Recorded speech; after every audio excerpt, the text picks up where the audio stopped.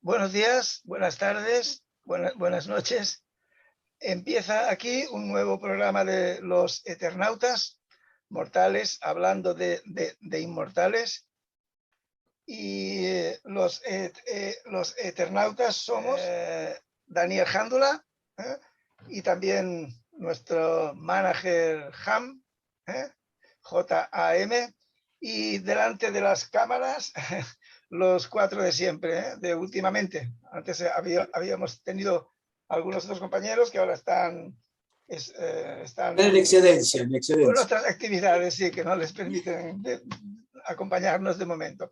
Los que estamos habitualmente, Lázaro Covadlo. Hola, Lázaro. Hola, muy buenas. María José Peña. Hola, María José. Hola, ¿qué tal? Graciela Molineri. Hola, Graciela. Hola, querido, ¿qué tal? Muy bien. Y yo, que soy David Monteagudo. Muy bien, pues hoy vamos a comentar un cuento, un relato breve, porque son cinco páginas más o menos, de Gabriel García Márquez.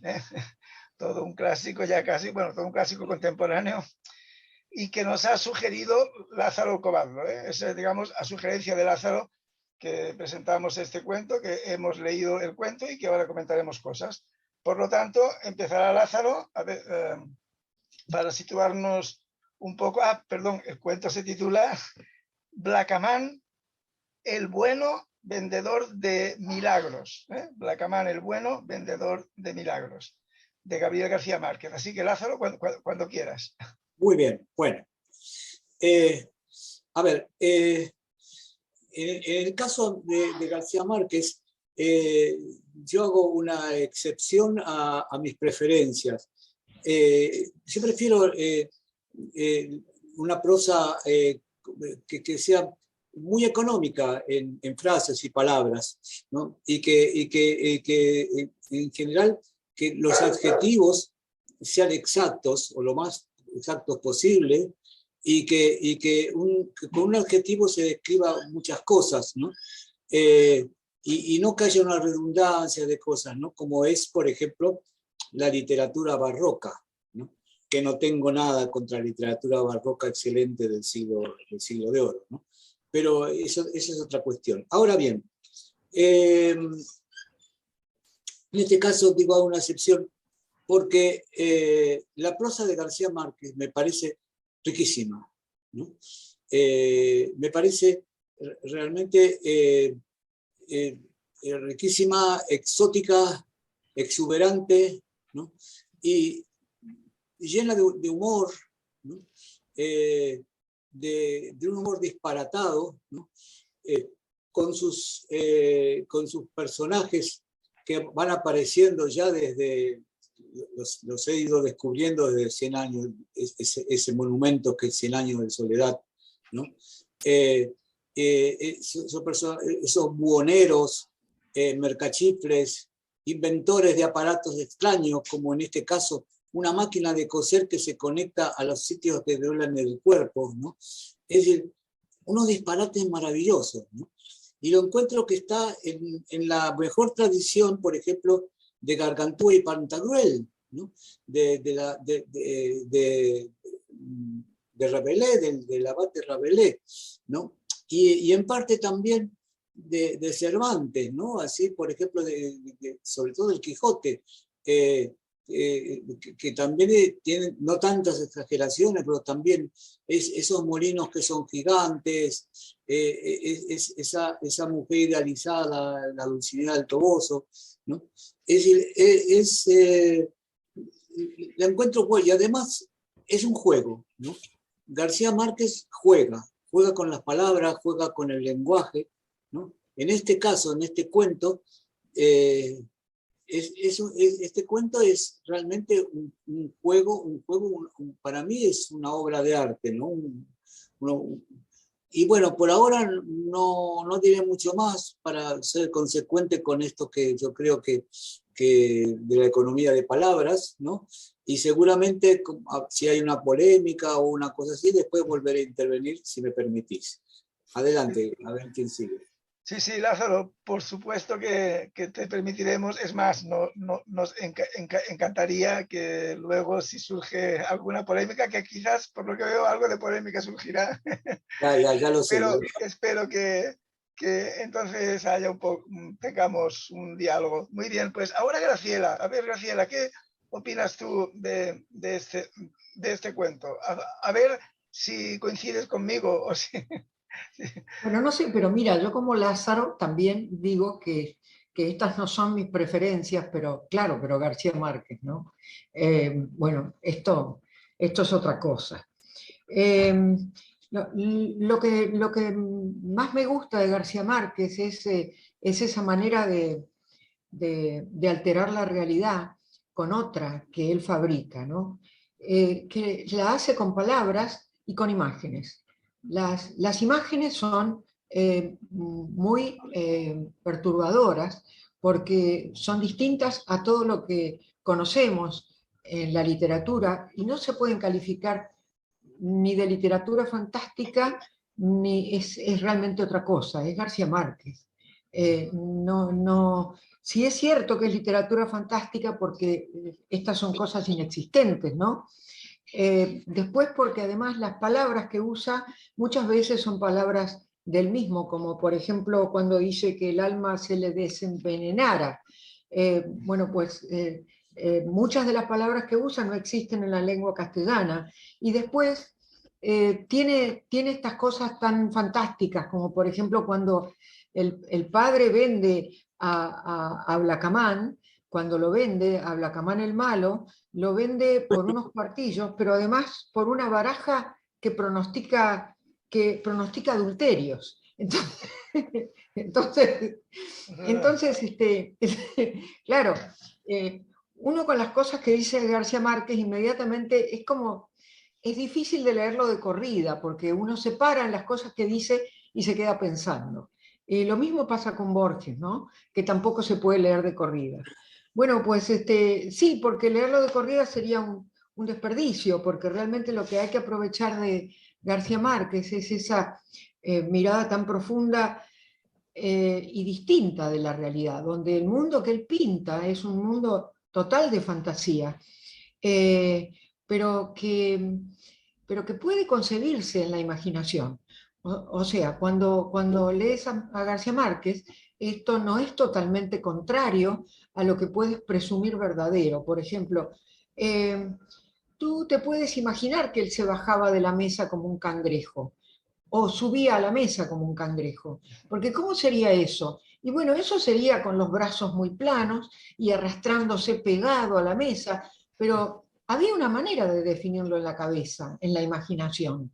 De modo que esa era la enorme, para mí esa es la enorme riqueza que tiene el cuento, mejor dicho, el lenguaje de García Márquez, ¿no? Después, cuando te provoca la imaginación en medio de las multitudes, las cosas que hace, ya sea el adivino o las cosas que hacen las multitudes, porque las multitudes, por ejemplo, se acercan para no perderse lo que está sucediendo, que eso es casi siempre lo que hacen las multitudes. Bueno, pues vienen con curiosidad para ver qué está pasando, qué pasa, muchas veces sin saberlo. Pero sí, esa es una manera de cómo las multitudes hacen las cosas. Bueno, después, cuando él dice, por ejemplo, era tan vivo que era capaz de decirle a otro que febrero era un conjunto de elefantes invisibles. Bueno, entonces uno se queda pensando, esto sí que es una cosa rara, porque ¿por qué febrero? Porque sí, la manada de elefantes invisibles está con frecuencia usada para disimular algo que pasa. Y entonces tú dices, bueno, la mejor manera de ocultar un elefante es meterlo dentro de una manada de elefantes. Pero acá él usa los elefantes invisibles como una manera de decir, bueno, pues con la magia de pensar en algo absolutamente distinto, yo te voy a sacar de la realidad y tú ya no vas a saber qué lo que es el mes de febrero, porque de lo que vamos a estar hablando es de la manada de elefantes invisibles. Entonces, hay la creación de un mundo entero. Es un mundo que está creado con partes de la realidad, organizadas de una manera diferente o con partes absolutamente fantásticas. Esas partes de la realidad organizadas de manera diferente son las cosas que existen, como los tenderetes, los virreyes, los obispos, la gente que camina por ahí, el modo de desempeñar la autoridad, la manera de decir las cosas, los maridos holandeses, la imagen de Dios, lo que es un baúl sepulcral. Bueno, pues todo eso es materia de la imaginación propia, porque García Márquez, lo que hace es enunciar estos fenómenos, y entonces uno puede ponerse a imaginar. Esto para mí lo que tiene esta prosa, que es increíble y que es totalmente original, porque no hay otro que haya escrito como García Márquez y no se lo puede copiar. Se lo podría copiar por pedazos, o sea, alguien podría escribir alguna cosa parecida, pero nunca podría escribir como él. Por ejemplo, este cuento no podía haberlo escrito nadie. Dice por ahí: me encerraba en el baúl sepulcral disfrazado de japonés y amarrado con cadenas de estribor para que tratara de adivinar lo que pudiera mientras él daba vuelta a la gramática buscando el mejor modo de convencer al mundo de mi nueva ciencia. Y aquí tienen, señoras y señores, a la criatura encandilada por las luciérnagas de Ezequiel, y usted se ha quedado ahí con esa cara de incrédulo. Vamos a ver. Se atreve a preguntarle cuándo va a morir, pero nunca conseguía adivinar. Bueno, es toda una gran locura, ¿no? Porque mientras que está encerrado y que está encadenado, y lo que tiene que averiguar es la fecha en que va a morir, que no la sabe. Entonces, uno de golpe se para en el párrafo de adivinar la fecha en que va a morir. Y es una cosa que uno siempre ha querido saber. Y que ya hemos comentado antes que los hindúes, cuando vas a la India, te lo dicen, la fecha en que vas a morir. Está lleno de cosas así, de cosas de que hay que adivinar, cosas que nosotros o que el mundo quiere o que desea adivinar, como los presagios, el futuro, echar la suerte.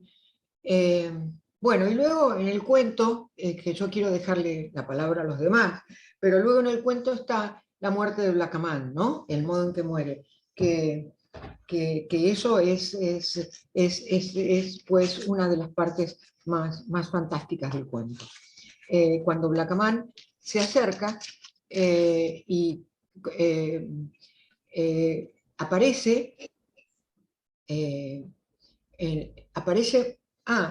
otra cosa que me llamó la atención fue el baúl premonitorio en la muerte de Blackaman, porque Blackaman el bueno lo pone en un baúl premonitorio, o sea, que ya sabía que eso era para alguien que iba a morir y era exacto el tamaño de a quien tenía que poner el baúl premonitorio. Es así en esa imagen que García Márquez nos dice todo de golpe, ¿no? El que tiene un baúl premonitorio o un ataúd premonitorio, pues ya sabe que alguien va a morir y que va a caber allí. Estas son las cosas admirables de la prosa, ¿no? Después los juramentos que hace, donde jura por la verdad, jura por la eternidad, jura porque lo sabrá, jura por los que vendrán. Todo esto que es como una costumbre humana de jurar por algo, ¿no? Y después la ciencia que a veces resulta y que otras veces no, la ciencia adivinatoria, porque es al juego de azar. Esa ciencia adivinatoria a veces da resultado y otras veces no. Pareciera que es como algo que está fuera de las posibilidades del mismo adivinador, que se da o no se da. Bueno, pues quiero dejarles la palabra y seguimos después, ¿no? Vale, muy bien. Pues nada, gracias. Muy interesante. Muy buena todo lo que has dicho. Y yo hay algunas cosas en las que coincido, como luego verás. Bueno, en fin, veamos ahora qué es lo que opina María José. Venga, María José. Bueno, yo voy a empezar diciendo lo mismo, que las lecturas que más me gustan no son estas, pero es verdad que cuando me meto en ellas me aprisionan. Me aprisionan y este es un ejercicio de exuberancia, como ha dicho Lázaro, que te arrastra. No puedes no puedes despegar los ojos de la historia, pero no te metes en la historia, que eso me gustaría comentarlo luego con un poquito más de tiempo. El cuento es de 1968, es anterior a sus grandes obras, aunque ya había escrito una novela importante, pero es anterior. Las grandes obras se producen después. Sin embargo, yo creo que aquí está todo el García Márquez que pugnaba por salir. El lugar, parece que la acción se centra en el puerto de Santa María de Darién, ¿no? No sé si es un lugar real, realmente no lo sé. Pero más que un lugar real, yo creo que el lugar es el entorno del Caribe y la mentalidad de la gente del entorno del Caribe. Lo ha centrado en este pueblo, podría haber sido otro. Eso es lo que a mí me parece que quiere reflejar García Márquez. La historia, bueno, ya el argumento más o menos ya lo hemos dejado claro, trata sobre un vendedor de humo, un mago, vende magia, vende pues cosas increíbles, como es toda la propia literatura de García Márquez, se lo vende a la gente, y la gente con un poco de superchería, un poco de aceptación de todo eso lo compra. Este es el espectáculo que nos presenta García Márquez, y en él intervienen dos protagonistas. Blackaman, el bueno, que con el título ya nos dice que tiene que haber otro que es el malo, y el malo es el anterior. El narrador es el niño a quien Blackaman, el malo, compra por poco dinero, ya lo ha dicho muy bien, por unos cuartillos, Graciela, compra y realmente lo esclaviza. Es que es una situación de esclavitud la que se da entre los dos. Lo esclaviza para sacarle ciertos dones con que convencer a los demás. Vendedor de humo también, pero que da un buen resultado. Claro, como de alguna manera hay un fracaso en esta relación y no persigue el Blackaman malo, lo que persigue, lo que estaba en su objetivo, pues acaba torturando al niño, al que será Blackaman el bueno, tratando de sacarle, pero de una manera inmisericordia, tratando de sacarle ese poder de hacer cosas, sortilegios maravillosos. Bueno, pues finalmente lo consigue, y lo consigue no tanto por él mismo, por Blackaman el malo, sino por la rabia que despierta la situación en Blackaman, el que será el bueno. Y cuando se da esta capacidad de resucitar, que es a los muertos, que es lo que estaban persiguiendo, es cuando Blackaman, el bueno, cobra protagonismo. Ahí, la historia, la verdad es que tiene varias partes. A pesar de que es muy breve y que está escrita con una densidad tremenda, casi sin puntos y aparte, con frases seguidas, pues es muy, muy densa. Hay mucho que analizar. Y creo que la segunda parte, la de Blackaman el bueno, es la que refleja un poco quizá el mensaje que haya querido dar García Márquez. No está muy claro, pero bueno, aparecen varias cosas significativas, aparece como un deseo de venganza, pero no solo de venganza, que hasta cierto punto es lógico, sino un deseo de devolver las cosas a un orden más justo.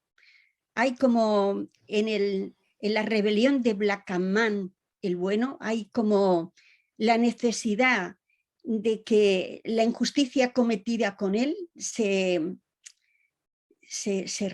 redima con el martirio que él le inflige a Blackaman el malo, encerrándole en un ataúd del que no le despierta, o le despierta solamente para que comprenda que sigue encerrado.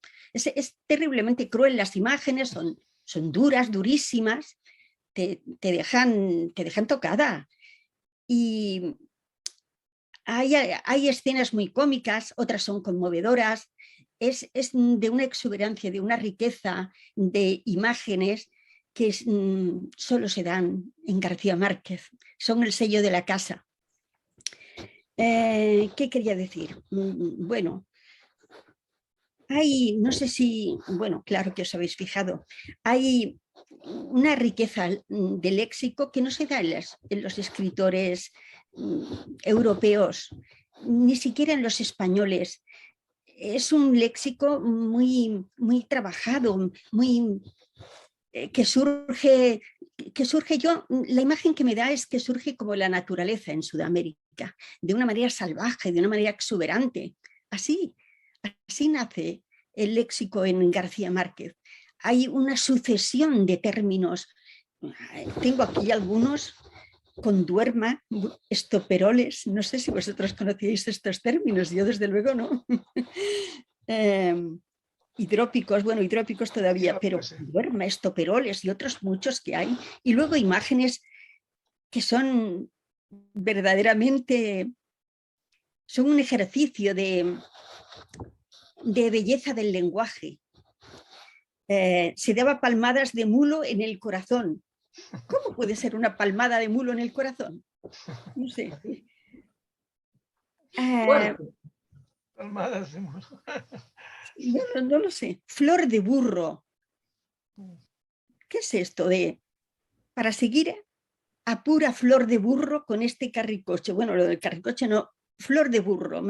¿Qué es eso? No lo sé. Pero que se agradece porque te transporta a un mundo mágico de la palabra. Si la literatura es alguna cosa, está aquí, eso sin duda. Hay una imaginación desbordante, es un torrente de imaginación. No sé cómo puede tener tantas imágenes dentro de la cabeza y cómo las palabras le brotan como un río desbordado y lo hila todo sin detenerse. El narrador narra y narra en su propia voz y en la voz del otro, sin establecer un diálogo, en una solución de continuidad constante. Es realmente maravilloso como ejercicio literario. Espera un momento, María José. Espera un momento, que es que con los papeles estos estás mirando, hacen mucho ruido. Entonces procura que no se agiten, que no se muevan tanto, porque pues no, es más que nada que que digamos molesta un poco para escuchar tu propia voz y que lo tengas en cuenta para cuando hables. Sí, en realidad dan seguridad, pero no puedes leer, no sirven para mucho. Bueno, ¿qué quería decir más yo? Que a mí lo que me parece que aquí se ve es la cultura del Caribe. Esto es por lo menos lo que a mí más me llega. Esa cultura emerge ahí en una situación social, pero no solo social, sino en una situación existencial, vivencial, y cómo lo que surge en todos ellos, no hay reflexión. No sé si, yo al menos lo he visto así, no hay reflexión íntima sobre la situación. ¿Qué hay? Hay descripción y sobre todo impulso de vivir. Aquí nadie se cuestiona nada. Van empujados por la situación y lo que quieren es volver a la situación al punto en que ellos puedan emerger. Eso es lo que veo. ¿Y cuál es el significado global del cuento? Pues no lo sé, pero quizá también pueda desprenderse que hay como un sentimiento de injusticia, que la injusticia cometida sobre el cuerpo tan doliente, del pobre muchacho del que será después el bueno, Blancaman el bueno, hay una necesidad de buscar justicia.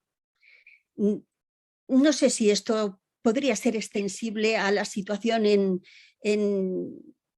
Latinoamérica, no lo sé, es mucho aventurarse, no sé si pretendía esto, pero bueno, es una de las ráfagas de los destellos que a mí también me llega en este cuento tan maravilloso, pero del que interesa mucho cuando estás dentro de él, no te puedes despegar y es un disfrute constante y continuo, es un disfrute literario, pero que cuando acaba y cuando cierras el libro, bueno, cuando cierras no es el libro, ¿no? Por lo menos no lo estamos analizando ahora, lo analizamos desde el ordenador, pero cuando acabas y cierras, no te deja, por lo menos a mí no me lo deja, el sentimiento y la reflexión que me dejan otro tipo de literatura. Esta no me lo deja. Solamente la disfruto cuando la leo. Y ya está. Muy bien. Bueno, supongo que hay muchas más cosas que ir comentando, pero ya irán saliendo. Muy bien, pues gracias, María José. Bien, bueno, yo ahora voy a decir un poco mi opinión, pero bueno, habéis comentado cosas, varias cosas de las que yo tenía aquí apuntado, digamos, como posibles temas para tocar.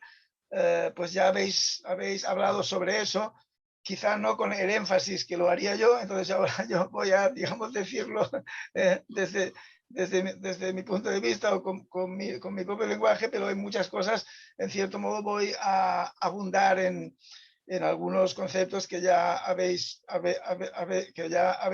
desarrollado, sobre todo las que habéis hablado más, porque Lázaro de momento aún no ha hablado demasiado. Luego seguro que sí, que ya comentaremos. Bueno, nada, yo empezaré por las cosas buenas, por las cosas que considero que son buenas del cuento.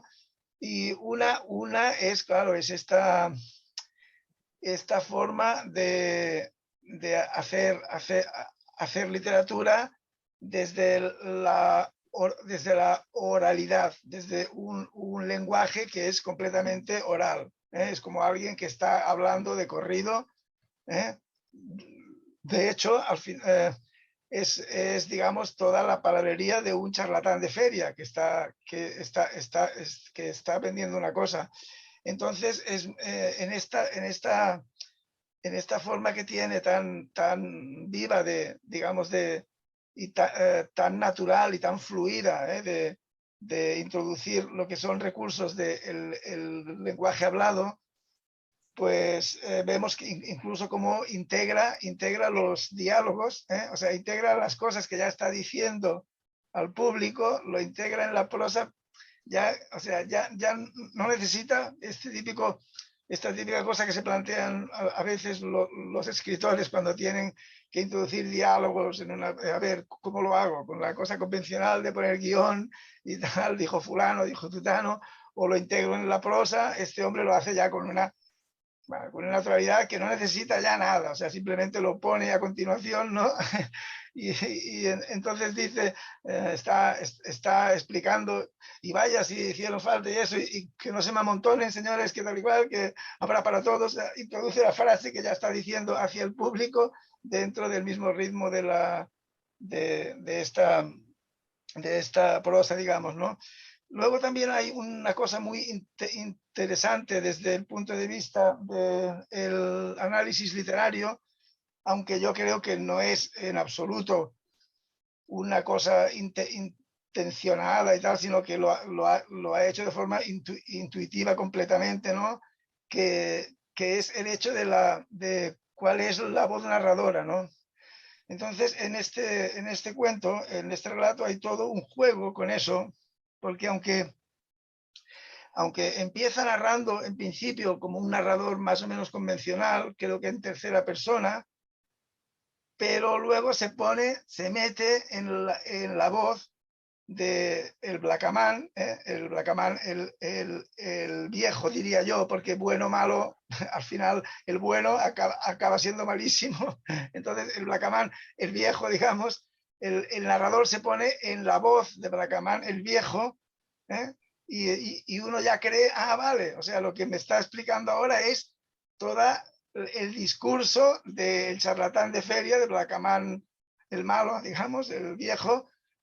Pero luego resulta que no. Luego resulta que al final quizás todo el cuento que hemos leído es precisamente el discurso ante el público para colocarles algo de Blackaman, el joven, digamos, que les ha contado la historia de su maestro, y les ha contado todo eso, y al final es él el que les está vendiendo, es Blackaman, el bueno, el joven, el que te ha contado toda la historia, ¿sabes? Entonces, todo este juego que hay con la identidad del narrador, cuál es la voz narradora, es un tema que desde el punto de vista literario es muy interesante porque va un poco al meollo de lo que es la creación literaria, pero que ya os digo que no es una, que yo creo, vamos, que no es una cosa calculada ni una cosa ahí medida, sino que es hecha con mucha naturalidad y con intuición, intuitivamente, ¿no? Yo creo.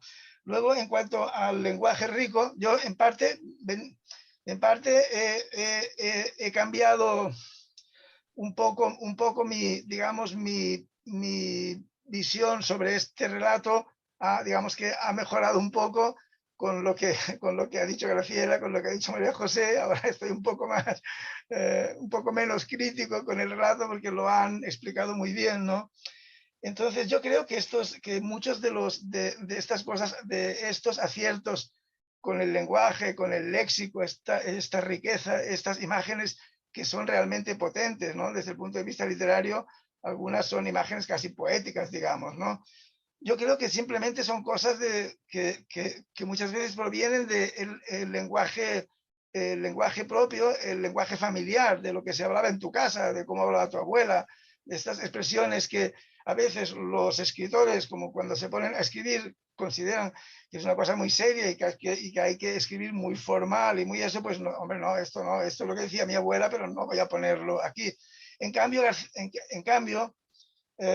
Gabriel García Márquez sí que ponía estas palabras. Entonces, lo de subir como un cangrejo, que es muy expresivo, ¿no? Es una de las cosas en las que me fijé yo también, pues yo creo que es una cosa, simplemente una expresión que puede ser, o puede que no. Pero si no es esta, otras seguro eran expresiones que oía García Márquez en casa, a lo mejor cuando era pequeño, y son frases muy expresivas. Entonces él tiene esa naturalidad y esa capacidad de usar ese lenguaje precisamente, ¿no? Usar esa cosa expresiva. Mira, yo doy unos talleres literarios, ¿no? Y el otro día, en una de las últimas clases, pues hablando con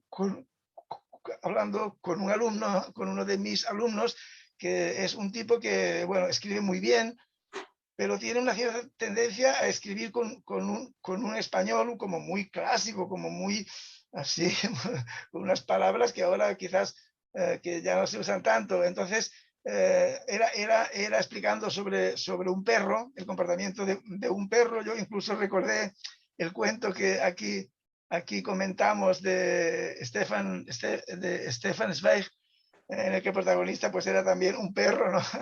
Como queda retratado el perro, su personalidad hasta los más íntimos recovecos. Pues este hombre también en un capítulo, en un texto breve, pues había un perro que también lo retrataba y decía que el perro, que era un perro muy tonto y muy así, buenazo, ¿no? Que iba persiguiendo al protagonista entonces decía, hay un momento en el que este alumno mío decía, y el perro todo el rato venga a hacer mojigangas y tal y cual. Y yo le dije, cuando leí el texto, puse una raya roja bajo mojigangas, y luego en la clase le dije, hombre, mojiganga es una cosa un poco arcaizante, ¿no? Porque una mojiganga sí es como una farsa, una función callejera así, digamos, grotesca, cómica y tal, pero y resulta, el hombre este me dijo, no, es que en mi casa siempre hemos dicho hacer mojigangas por hacer monerías o por hacer, ¿sabes? Entonces yo dije, mira, ¿ves? O sea, este hombre, para él, tiene ese significado,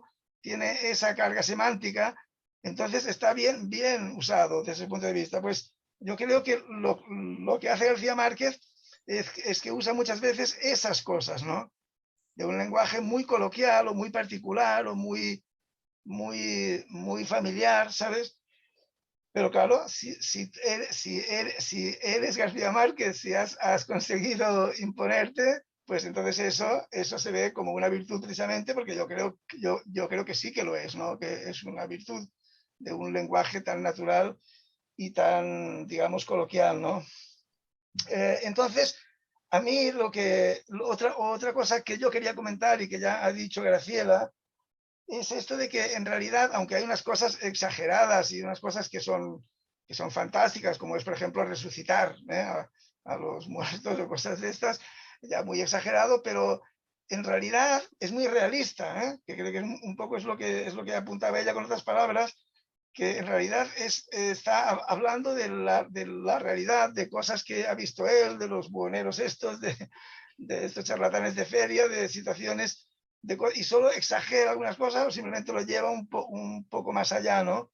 Pero en realidad, aunque hay elementos fantásticos, pero yo creo que aquí lo que se impone o hay una preponderancia de un cierto realismo, ¿no? Entonces, estoy también con lo que ha dicho María José de que es muy caribeño, ¿no?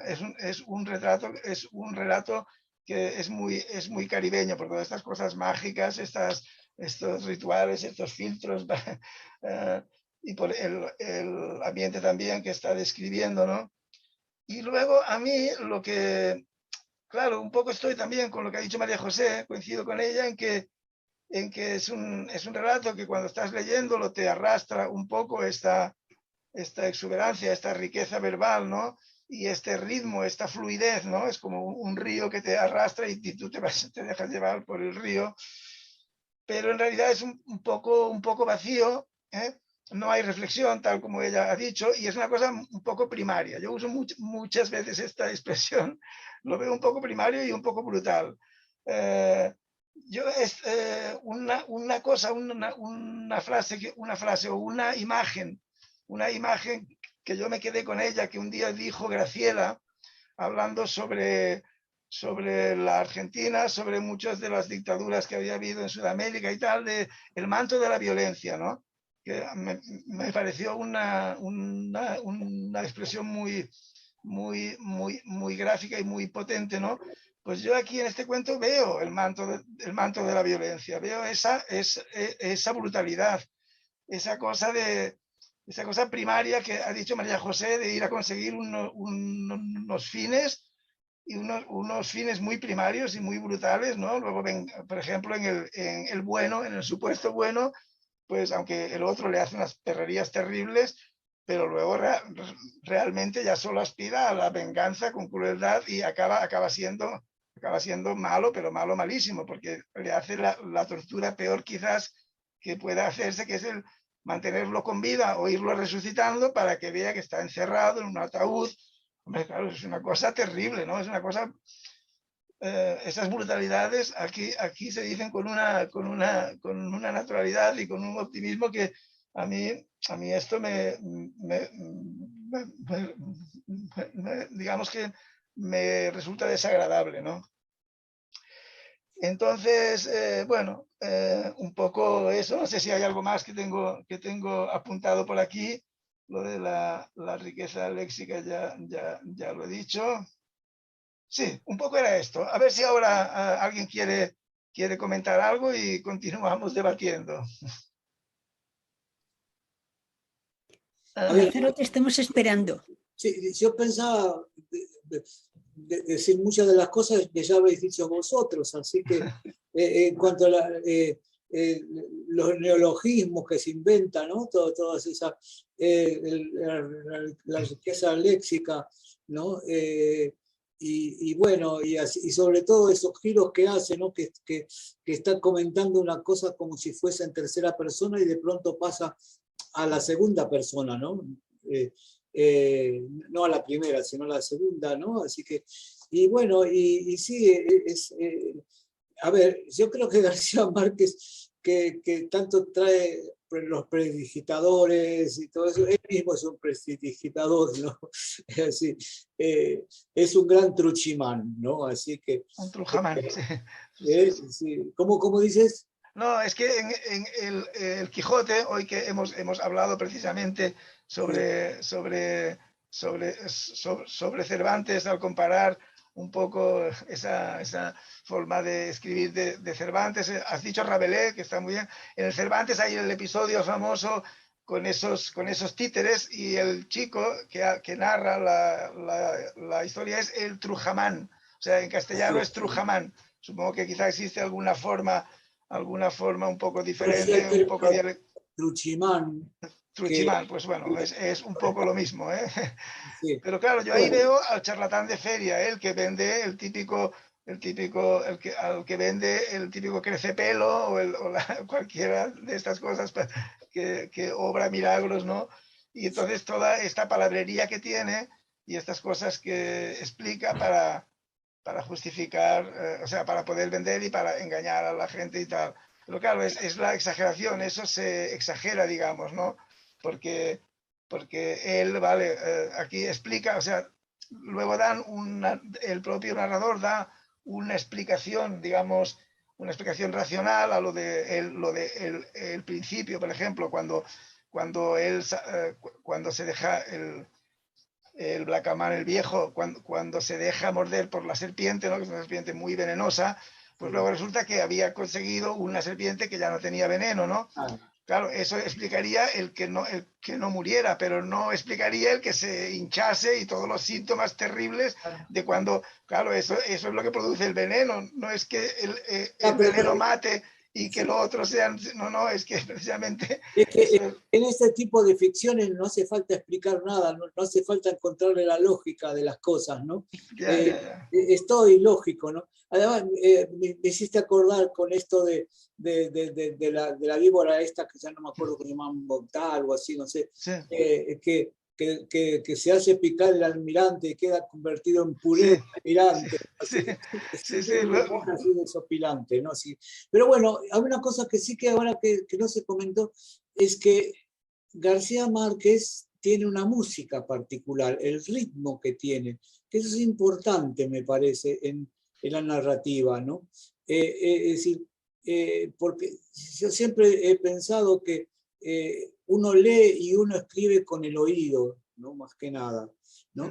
Y eso es importante. Él tiene una música, un ritmo así muy particular. Y otra cosa, y es que, a ver, para mí, digamos, la buena literatura es aquella que aporta una forma nueva. Para mí las formas son importantes, ¿no? Aparte de esas interpretaciones marxistas de la forma y el contenido, que yo creo que es una misma cosa, ¿no? Pero las formas son importantes, y sobre todo que aporta un nuevo lenguaje, y eso lo hace García Márquez, ¿no? Porque luego para que, si los cuentos, o mejor dicho, si las narraciones tienen un contenido que revela ciertas cosas o no, finalmente todas las narraciones te cuentan historias, y todas las historias, yo sé que no todos estarán de acuerdo con esto, pero todas las historias son la misma historia, ¿no? Y yo creo que lo que importa es esto, ¿no? Y García Márquez lo hace, él introduce una forma totalmente diferente. Bueno, no sé. Bueno, yo creo que tú has hecho, Lázaro, has ido un poco más allá en la famosa teoría, que yo creo, por cierto, bastante cierta, que todas las historias que se hayan podido contar en la historia de la literatura y del cine y lo que quieras, se pueden reducir a, no sé si dicen 5 o 6 historias, 5 o 6 argumentos básicos. Ahora, decir que se pueden reducir a uno, y todas las historias son una, es ir un poco más allá. Pero bueno, entiendo lo que tú quieres decir. Y antes de dejarle paso a María José, que creo que quiere comentar algo, yo lo que sí que quería decir es que sí que es cierto que la prosa de García Márquez tiene un ritmo, tiene una música, pero a mí es una música que me resulta banal. Precisamente este cuento es muy representativo de él porque es prosa de charlatán, prosa de un poco banal, que no hay en realidad como ha apuntado María José, una reflexión de fondo, no hay una cosa profunda, no hay una sensibilidad no sé cómo explicarlo, pero a mí me resulta un poco de palabras, ¿sabes? Aunque es un mago de la palabra, ¿eh? Es un mago, y las cosas que habéis apuntado pues son ciertas, ¿no? pero a mí me resulta un poco banal y por eso no me acaba de convencer. No sé si María José quería decir algo. Sí, bueno, solo quería insistir en un par de cosas que ya se han ido diciendo. Una es que a mi parecer al cuento le falta, bueno, al cuento le falta racionalidad, pero tiene realismo, que Sí, no es lo mismo. sí. Tiene mucho realismo, lo mismo que magia, que irrealismo, en la misma proporción. Convive todo, lo real y lo sorprendente, lo imaginario, lo disparatado, convive perfectamente, pero le falta racionalidad, eso sí. Y quizá sea porque, como también se ha comentado, y creo que Lázaro lo ha dicho muy bien, él es un prestidigitador de la palabra. En realidad es un artista, no es un hombre de reflexión, sino es un artista, juega con las palabras son su mundo y las maneja. Y creo que algo así me ha venido al recuerdo que lo leí en una entrevista que le hicieron y que él mismo lo afirmaba de sí. Decía que, es que ahora no recuerdo ni las palabras exactas ni dónde estaba la entrevista, pero decía algo así como que él era un prestidigitador, que hacía juegos con las palabras y que como ese juego solo lo podía hacer con las palabras a través de la literatura, por eso escribía, pero que su deseo no era escribir, sino manejar esas imágenes, esas palabras, ese río bravo que le fluye dentro.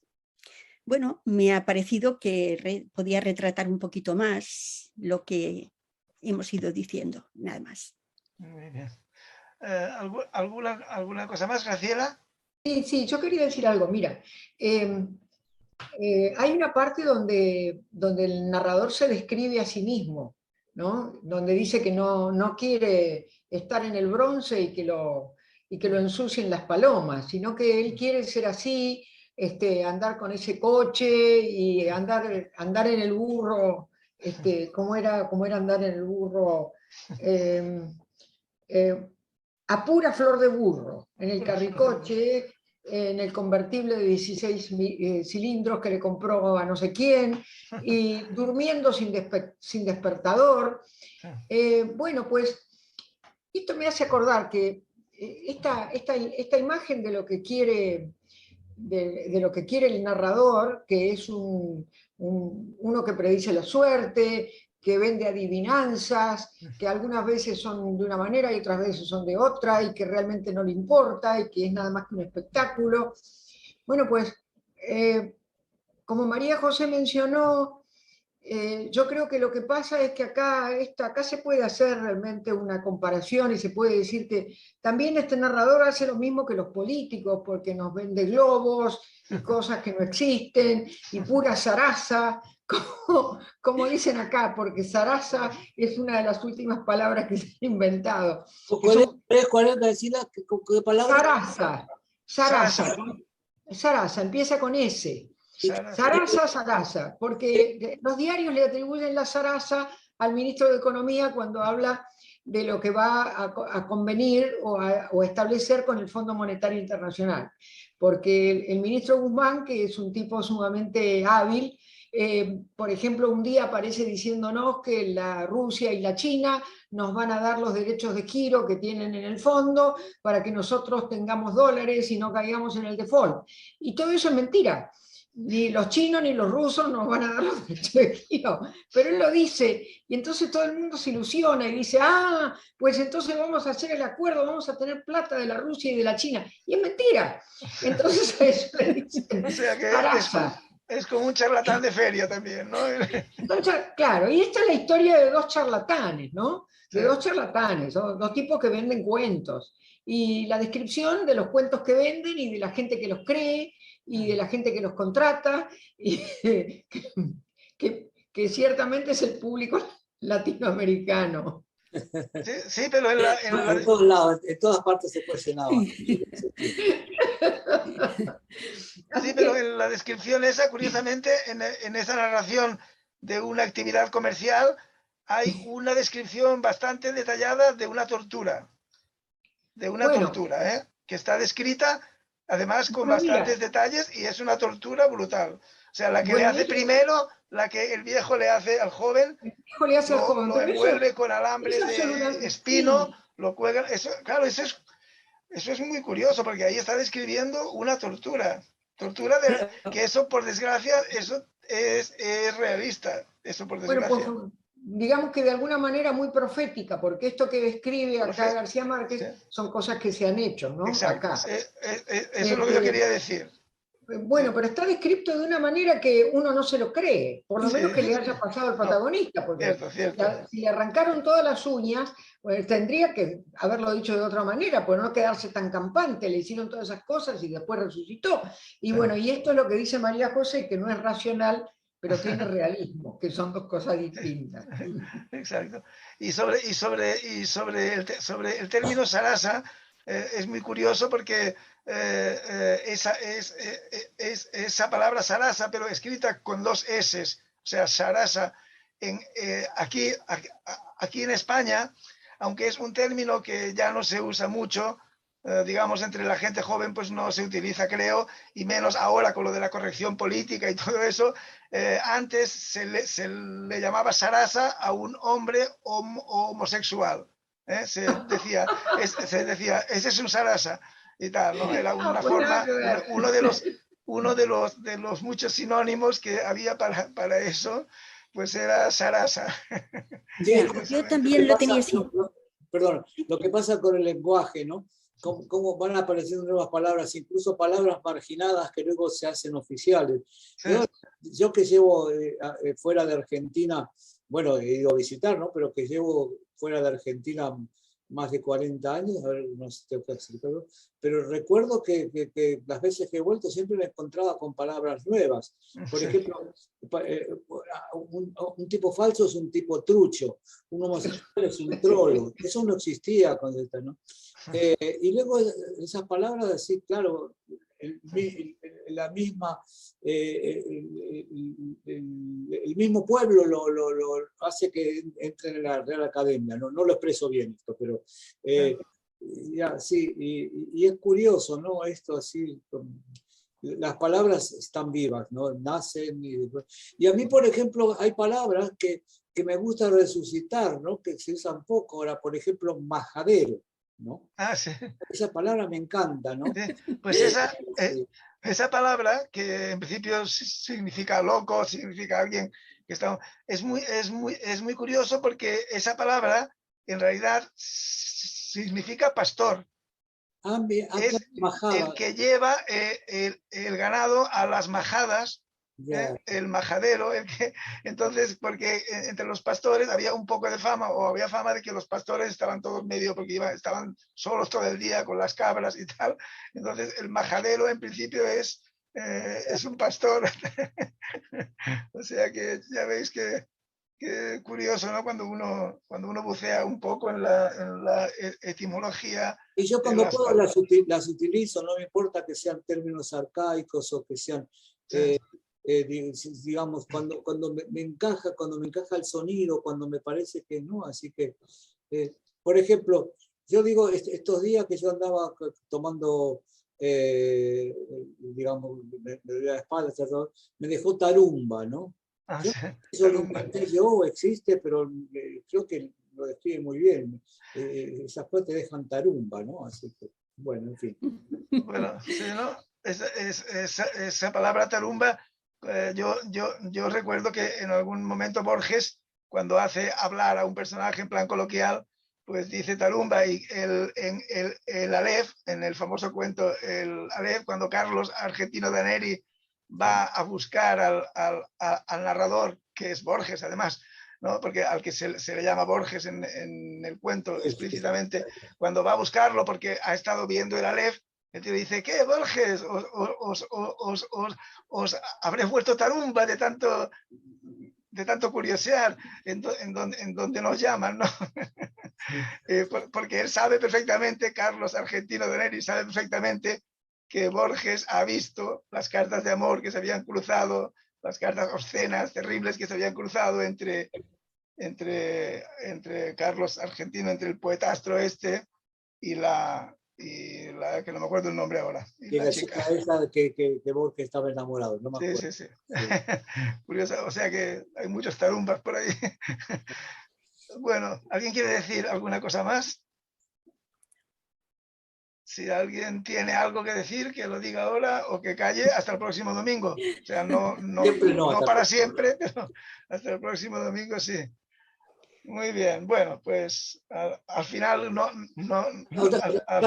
habido nada que ver. Otra palabra que a mí me gusta es mentecato. Mentecato. Esa es vieja porque ya no se usa.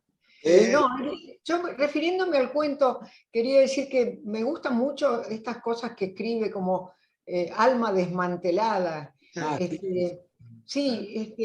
huesos desordenados por el desierto. O sea, de golpe uno se imagina, bueno, pues la sequedad del desierto le hizo a los huesos un cierto desorden, ¿no? Sí. Sí que es verdad, sí, que tiene grandes aciertos, grandes hallazgos en estas imágenes tan poderosas con una sola palabra, con una expresión muy breve. Y sí. A flor de burro sí. Es todo un hallazgo. Sí que es cierto, sí. Muy bien, bueno, al final veo que ha habido un poco más de consenso de lo que yo pensaba, porque es que ya, como ya os he dicho, yo iba muy en contra, pero me han convencido Lázaro, Graciela y María José, y entonces ya he aflojado un poco. Inteligencia, eso es una inteligencia que se puede cambiar de parecer y eso realmente lo creo así, sí. Qué bien, pues gracias. Muy bien, señores, pues nada, ya hasta el próximo programa. Gracias.